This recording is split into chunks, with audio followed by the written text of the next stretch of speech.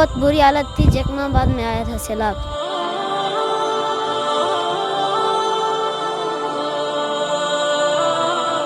پھر ہمارے گھر میں اتنا پانی آ گیا, بہت پانی آ گیا, اتنا پانی آ گیا سارا گھر ڈوب گیا تھا.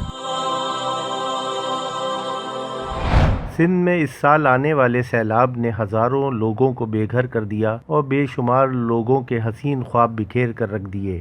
جیکب آباد کا 7 سالہ علی عباس بھی ان میں شامل ہے. سیلاب سے پہلے علی عباس کی زندگی اپنے بہن بھائیوں کے ساتھ ہنسی خوشی گزر رہی تھی. اس کے غریب گھرانے کو کیا پتا تھا کہ اچانک سیلاب آئے گا اور سب کچھ بہا کر لے جائے گا. پھر نہ گھر رہا اور نہ اسکول بچا.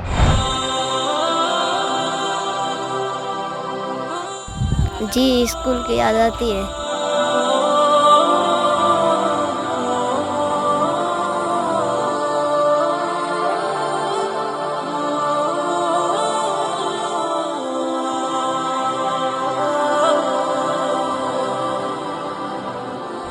غریب گھرانے سے تعلق رکھنے والا علی عباس پڑھائی میں بہت ذہین تھا اور پڑھ لکھ کر ڈاکٹر بننا اس کا خواب تھا, جو اب نہ جانے پورا بھی ہو سکے گا یا نہیں. میں بڑا ہوں گا تو ڈاکٹر بنوں گا.